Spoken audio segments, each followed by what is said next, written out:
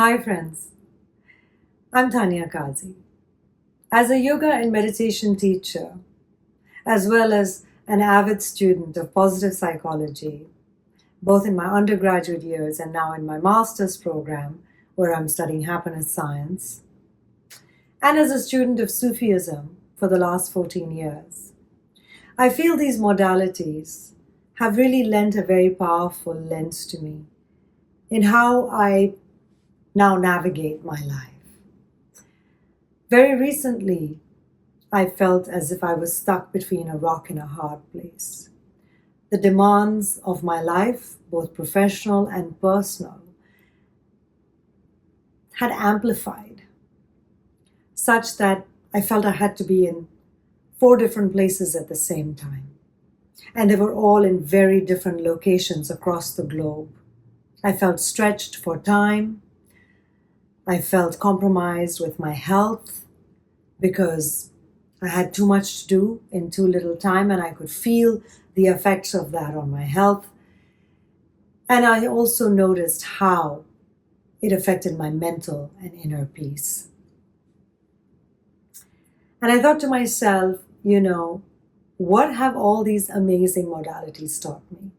Of course, there are things I want to do and places I have to be because it is a requirement.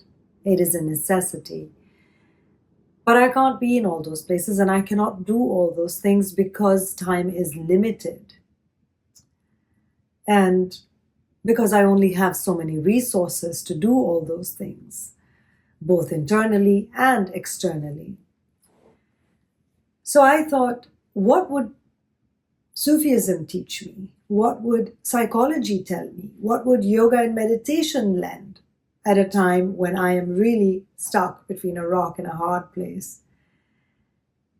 And I thought, you know what? All these modalities teach you to simplify life. Simplify, simplify, simplify. So the first thing I sat down to do is to prioritize what was absolutely important. What was the thing I had to take care of right this minute because so many other things were hinging on it? I made a long list of all the places and all the things I had to take care of, and I noticed the time sensitivity of each item on the list. And then I sat down to tackle it, the first thing. After which, I realized I have to surrender.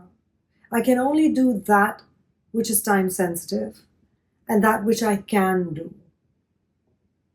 All the other things that are gnawing at my attention will have to be let go of.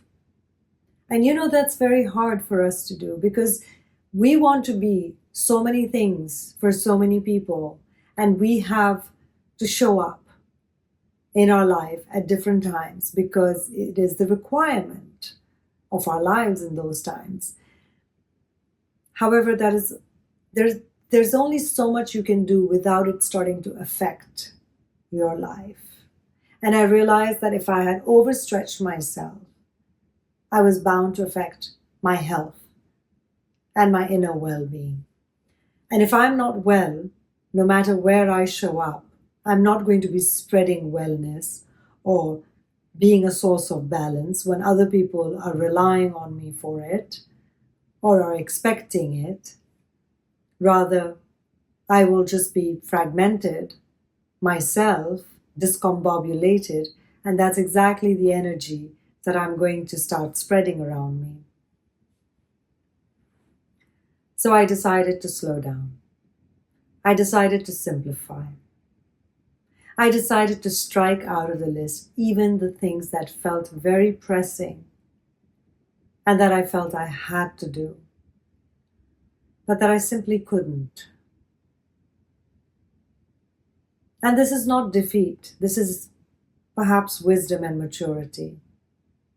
It is knowing how far you can stretch yourself, how far you can go without reaching your own breaking point.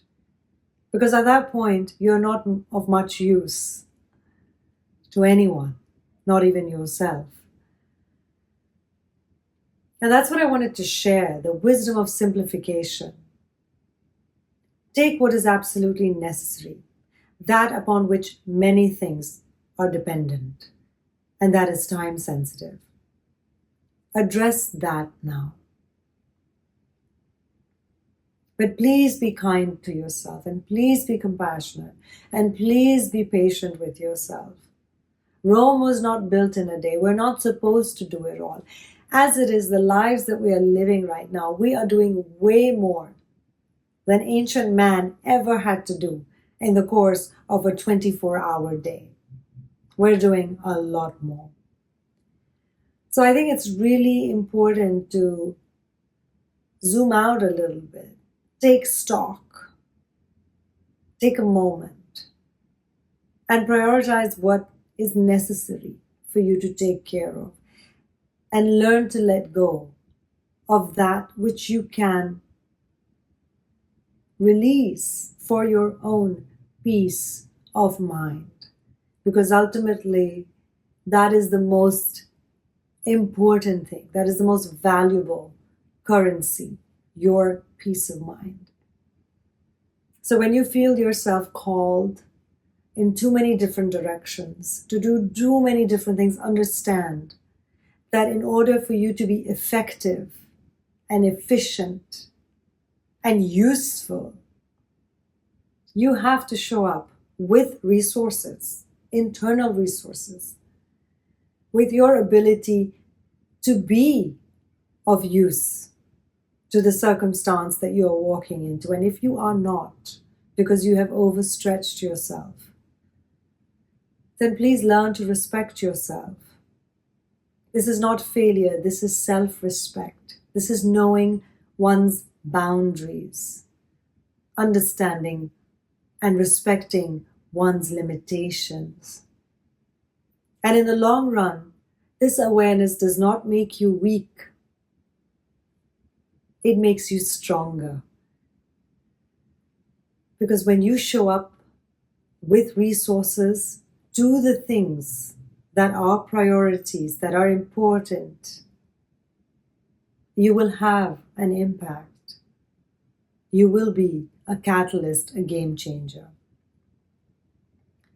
But if you spread yourself too thin, which is what a lot of people are doing today, which is what life today is demanding of us,